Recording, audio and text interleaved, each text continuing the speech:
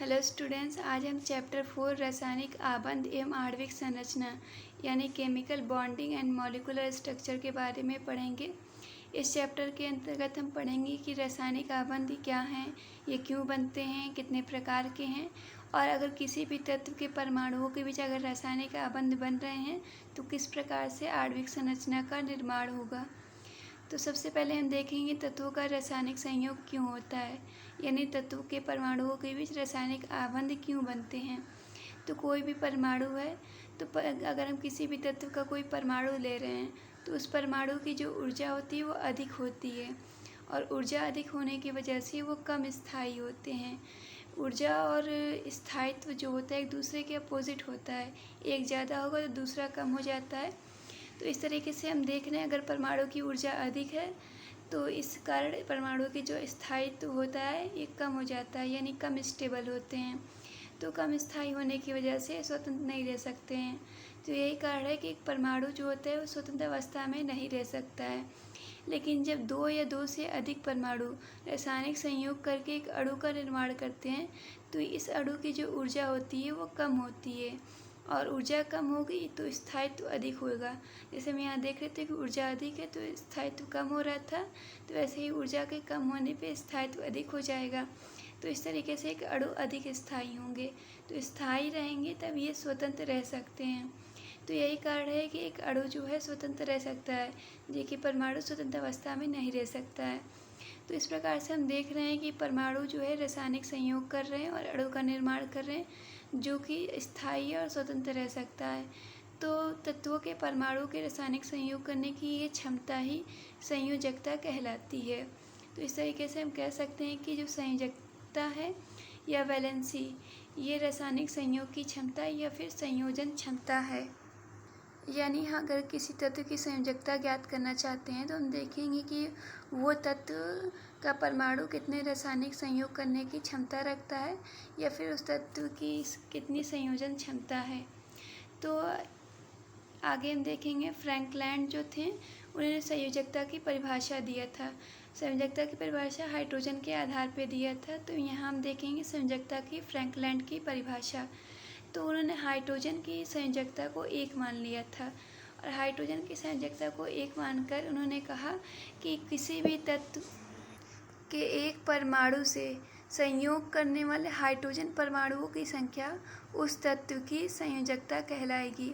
यानी अगर हम किसी तत्व की संयोजकता ज्ञात करना चाहते हैं तो हम देखेंगे कि उस तत्व का एक परमाणु कितने हाइड्रोजन परमाणु से संयोग कर सकता है, वही संख्या ही संयोजकता होगी। तो जैसे हम उदाहरण देख सकते हैं कि H2O है, तो H2O में हम अगर ऑक्सीजन की संयोजकता ज्ञात करना चाहते हैं तो हम देखेंगे कि ऑक्सीजन के एक परमाणु से हाइड्रोजन के कितने परमाणु संयोग कर सकते हैं। तो यहाँ पे ऑक्सीजन के एक परमाणु से हाइड्रोजन के 2 परमाणु संयोग किए हुए हैं, तो हम कह सकते हैं कि ऑक्सीजन के एक परमाणु से संयोग करने वाले हाइड्रोजन परमाणुओं की संख्या जो है वो 2 है। यानी हम देख रहे हैं कि एक परमाणु से तो तत्व किसी भी तत्व, यानी अगर हम यहाँ ऑक्सीजन ले रहे हैं तो ऑक्सीजन के एक परमाणु से संयोग करने वाले हाइड्रोजन परमाणुओं की संख्या अगर ये 2 है तो यही इसकी संयोजकता के बराबर होगी। तो इस तरीके से जो ऑक्सीजन की संयोजकता होगी वो 2 हो जाएगी। और एग्जाम्पल भी हम देख सकते हैं जैसे कि अमोनिया है, तो अमोनिया के एक परमाणु अमोनिया हम नाइट्रोजन का एक परमाणु देखेंगे, नाइट्रोजन के एक परमाणु से हाइड्रोजन के 3 परमाणु संयोग कर रहे हैं। तो इस तरीके से नाइट्रोजन के एक परमाणु से संयोग करने वाले हाइड्रोजन परमाणुओं की संख्या बराबर 3 है, तो ये संख्या ही यहाँ पे नाइट्रोजन की संयोजकता होगी। तो इस तरीके से नाइट्रोजन की संयोजकता जो है वो यहाँ पे 3 हो जाएगी। अब हम संयोजकता का इलेक्ट्रॉनिक सिद्धांत पढ़ेंगे। तो ये बहुत ही इम्पोर्टेंट टॉपिक है। ये सिद्धांत जो है परमाणु के इलेक्ट्रॉनिक संरचना के आधार पर दिया गया है और इस सिद्धांत का प्रतिपादन जो है 2 साइंटिस्ट कोसेल और लुईस ने किया था। तो उन्होंने इस सिद्धांत के अंतर्गत कुछ पॉइंट्स दिए थे, तो इसके हम देखेंगे। तो पहला पॉइंट्स है किसी भी तत्व की संयोजकता उस तत्व के बाह्यतम कोश के इलेक्ट्रॉन पर निर्भर करती है। तो जैसे हम अगर एक परमाणु ले रहे हैं और परमाणु में कई कोश उपस्थित हैं तो हम देख रहे हैं कि मान कि ये एक परमाणु है, इसमें नाभिक के चारों ओर 3 कोश उपस्थित हैं। इन कोशों में इलेक्ट्रॉन उपस्थित हैं। तो मान लिया पहले में 2 हैं, दूसरे में 8 हैं और फिर तीसरे में 2 इलेक्ट्रॉन हैं। तो जो इस तत्व की संयोजकता होगी, जिस भी तत्व का ये परमाणु है, उस तत्व की संयोजकता जो होगी केवल बाह्यतम कोश के इलेक्ट्रॉन पर निर्भर करेगी, यानी इस तीसरे कोश के इलेक्ट्रॉन पर निर्भर करेगी। और अंदर के जो इलेक्ट्रॉन हैं, पहले और दूसरे कोश के इलेक्ट्रॉन, इन पे संयोजकता निर्भर नहीं करेगी। यानी हम किसी भी तत्व की संयोजकता देखेंगे तो सबसे बाहरी कोश के, सबसे बाह्यतम कोश के इलेक्ट्रॉनों को ही देखेंगे। संयोजकता केवल बाह्यतम कोश के इलेक्ट्रॉन पर ही निर्भर करती है। इस प्रकार से जो बाह्यतम कोश के इलेक्ट्रॉन होंगे जिन पे संयोजकता निर्भर कर रही है, उन इलेक्ट्रॉनों को संयोजी इलेक्ट्रॉन कहेंगे। और ये इलेक्ट्रॉन जिस कोश में उपस्थित हैं, यानी सबसे बाहरी वाला कोश, ये संयोजी कोश कहलाएगा। दूसरा पॉइंट है अष्टक नियम। तो कोई भी उत्कृष्ट गैस या उसको हम अक्रिय गैस या आदर्श गैस भी कहते हैं। आवर्त सारणी में इन्हें हम लोगों ने पढ़ा कि सबसे लास्ट वाले समूह में होती हैं, यानी शून्य समूह में ये उत्कृष्ट गैसें होती हैं, जैसे कि हीलियम, नियान, आर्गन, ये सब हैं। तो ये जो उत्कृष्ट गैसें होती हैं लगभग निष्क्रिय होती हैं या अक्रिय होती हैं, इनएक्टिव हैं, मतलब कि ये अन्य तत्वों से रासायनिक संयोग नहीं करती हैं। तो कुछ हद तक ये करते भी हैं, लेकिन बहुत इनकी सक्रियता कम होती है, इनके बहुत ही कम यौगिक बनते हैं। तो इस तरीके से हम कह सकते हैं कि जो उत्कृष्ट गैसें होती हैं वो स्थायी होती हैं। जैसे कि हम पहले पढ़े कि जो परमाणु होते हैं उनकी वो स्थायी नहीं होते हैं, और परमाणु संयोग करके अणु बनाते हैं जो स्थायी होते हैं। लेकिन यहाँ पे जो उत्कृष्ट गैसें होती हैं, इनके परमाणु जो होते हैं पहले से स्थायी होते हैं, तो इसलिए इन्हें अणु बनाने की आवश्यकता या यौगिक बनाने की आवश्यकता नहीं होती है। तो हम यहाँ पे देख सकते हैं कि जो ये गैसें हैं ये स्थायी हैं, यानी हम ये कह सकते हैं कि जो इनके इलेक्ट्रॉनिक विन्यास होंगे ये भी स्थायी होंगे। तो अन्य तत्व भी चाहते हैं, मतलब जो तत्व उत्कृष्ट नहीं गैसें नहीं हैं वो भी चाहेंगे कि उनके इलेक्ट्रॉनिक विन्यास इसके जैसे हो जाए ताकि वो भी स्थायी हो जाएं। तो सभी तत्व चाहते हैं कि उनके इलेक्ट्रॉनिक विन्यास अक्रिय गैसों के इलेक्ट्रॉनिक विन्यास जैसे हों। तो सबसे पहले हम यहाँ पे अक्रिय गैस और उनके इलेक्ट्रॉनिक विन्यास को देख रहे हैं।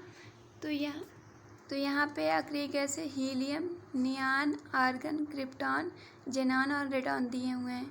तो देख रहे हैं इसमें 2 इलेक्ट्रॉन हैं तो इसका इलेक्ट्रॉन 2 हो जाएगा। इसमें 10 हैं तो 10 इलेक्ट्रॉन हैं तो नियान का इलेक्ट्रॉनिक विन्यास 2,8 हो जाएगा। आर्गन में 18 इलेक्ट्रॉन हैं तो इसका हो जाएगा 2,8,8। और इसमें 36 हैं क्रिप्टॉन में, तो ये हो जाएगा 2,8,18,8। जेनॉन में 54 है तो ये हो जाएंगे 2,8,18,18,8। और रेडॉन में 86 इलेक्ट्रॉन हैं तो ये 86 प्रोटॉन हैं। तो इससे हम लिख सकते हैं 2,8,18,32,18,8। तो इस तरीके से इनके परमाणु क्रमांक से हम इनका इलेक्ट्रॉनिक विन्यास लिख रहे हैं। तो अगर हम हीलियम को छोड़ दें तो अन्य सभी तत्वों के हम देख सकते हैं कि बाह्यतम कोश में 8 इलेक्ट्रॉन ही हैं, यानी सभी तत्वों के बाह्यतम कोश में इलेक्ट्रॉनों की संख्या 8 है। तो अन्य तत्व जो इनकी जैसे संरचना प्राप्त करना चाहते हैं वो भी चाहते हैं कि उनके बाह्यतम कोश में 8 इलेक्ट्रॉन हो जाएं, यानी सभी तत्वों में अपने बाह्यतम कोश में 8 इलेक्ट्रॉन प्राप्त कर लेने की प्रवृत्ति होती है, और यही प्रवृत्ति अष्टक नियम कहलाता है। मतलब ये सभी तत्वों में अपने बाह्यतम कोश में 8 इलेक्ट्रॉन प्राप्त कर लेने की प्रवृत्ति होती है और इसे अष्टक नियम कहते हैं। तो अगला है स्थायी संरचना की प्राप्ति। तो 2 तत्व स्थायी संरचना प्राप्त करने के लिए निम्न तरह के बंध बना सकते हैं या फिर निम्न तरीके से रासायनिक संयोग कर सकते हैं। पहला है कि 2 परमाणुओं के बीच जो है इलेक्ट्रॉनों का स्थानांतरण हो जाए, मतलब कि एक परमाणु इलेक्ट्रॉन दे दे और दूसरा परमाणु जो है वो इलेक्ट्रॉन ले ले, तो इसको वैद्युत संयोजकता कहेंगे। या फिर 2 परमाणुओं के बीच इलेक्ट्रॉनों की साझेदारी हो जाए, मतलब दोनों परमाणु एक एक इलेक्ट्रॉन दें और साझा कर लें, फिर ये साझे के दोनों इलेक्ट्रॉन दोनों के हो जाएंगे, इसको ये भी इस्तेमाल करेगा और ये भी, जिसको सहसंयोजकता कहते हैं। या फिर ऐसी साझेदारी हो जिसमें साझे के दोनों इलेक्ट्रॉन एक ही परमाणु द्वारा दिए जाएं, मतलब 2 परमाणु तो हों लेकिन साझेदारी में जो इलेक्ट्रॉन दिए जाएं वो केवल एक ही परमाणु दे, जिसको उपसहसंयोजकता कहेंगे। फोर्थ पॉइंट है कि कोई भी तत्व का परमाणु अगर रासायनिक संयोग करने के लिए जितने भी इलेक्ट्रॉन का स्थानांतरण कर रहा है या फिर जितने भी इलेक्ट्रॉनों की साझेदारी कर रहा है, उन इलेक्ट्रॉनों की संख्या ही उस तत्व की संयोजकता कहलाएगी। यानी अगर दो परमाणुओं के बीच इलेक्ट्रॉनों की साझेदारी हो रही है, तो अगर एक एक इलेक्ट्रॉन की साझेदारी हो रही है तो वो इलेक्ट्रॉन की संख्या नहीं, एक ही उस तत्व की संयोजकता हो जाएगी। अगर दो इलेक्ट्रॉनों की साझेदारी हो रही है तो संयोजकता 2 हो जाएगी, या फिर 3 की हो रही तो संयोजकता 3 हो जाएगी। इस तरीके से अगर स्थानांतरण हो रहा है, इलेक्ट्रॉन को दिया और लिया जा रहा है, तो जितना इलेक्ट्रॉन कोई परमाणु दे रहा है वो उस परमाणु के तत्व की संयोजकता हो जाएगी, और जितना इलेक्ट्रॉन कोई परमाणु ले रहा है वो उस तत्व की संयोजकता हो जाएगी। तो इसे आगे हम और विस्तृत रूप से पढ़ेंगे।